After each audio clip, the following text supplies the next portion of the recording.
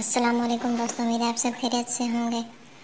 ہم پڑھ رہے ہیں نبی کریم صلی اللہ علیہ وسلم کی زندگی کے بارے میں، کتاب حیات طیبہ۔ آج ہم آپ صلی اللہ علیہ وسلم کے خاندان اور پیدائش کے بارے میں پڑھنے جا رہے ہیں۔ امید ہے آپ لوگوں کو یہ ویڈیو پسند آئے گی۔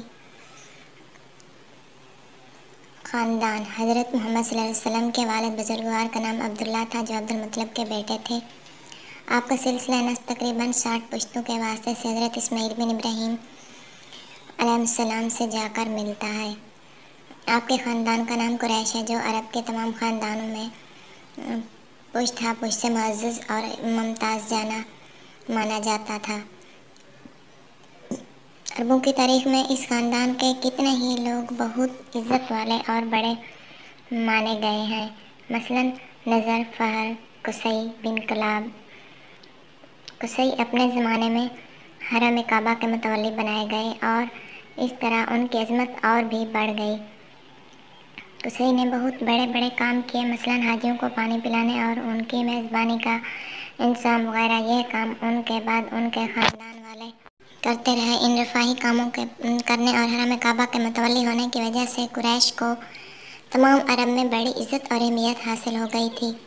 عام طور پر عرب میں لوٹ مار کا رواج تھا اور راستے محفوظ نہ تھے، لیکن حرم کعبہ سے نسبت اور حاجیوں کی خدمت کی بنا پر قریش کے قافلوں کو کوئی نہیں لوٹتا تھا اور وہ امن کے ساتھ اپنا مال تجارت ایک جگہ سے دوسری جگہ لے جاتے تھے۔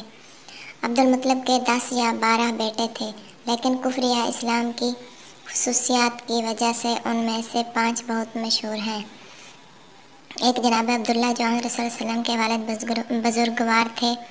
دوسرے ابو طالب، جو اگرچہ اسلام نہیں لائے لیکن انہوں نے ایک عرصہ تک آپ کی سرپرستی کی۔ تیسرے حضرت حمزہ اور چوتھے حضرت عباس رضی اللہ تعالیٰ عنہما۔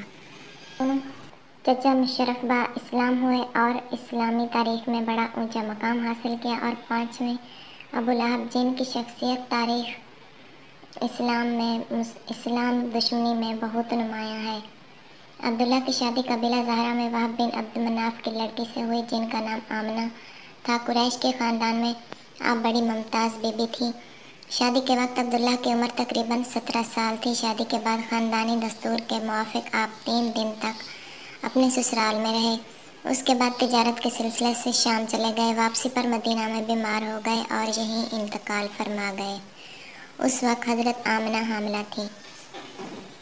آپ صلی اللہ علیہ وسلم کی پیدائش 9 ربیع الاول 2 شبہ کا دن مطابق 20 اپریل 571 عیسوی کی وہ مبارک صبح تھی جب رحمت الہی کے فیصلے کے مطابق اس باسعادت ہستی کی پیدائش ہوئی، جس کے باوجود سے سارے عالم کی اندھیاریوں کو دور ہونا تھا اور انسانیت کو وہ نور ہدایت ملنا تھا جو قیامت تک اس زمین پر بسنے والے سارے انسانوں کے حق میں مالک کائنات کی سب سے بڑی نعمت ہے۔ والد کا تو انتقال ہو چکا تھا۔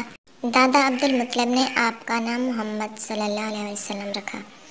آج کی ہماری یہ ویڈیو یہیں پر ختم ہوتی ہے۔ ویڈیو پسند آئی تو چینل کو سبسکرائب اور ویڈیو کو لائک ضرور کر دینا۔ ہم اپنی اگلی ویڈیو کے ساتھ پھر آپ کی خدمت میں حاضر ہوں گے۔ تب تک کے لیے اللہ نگہبان۔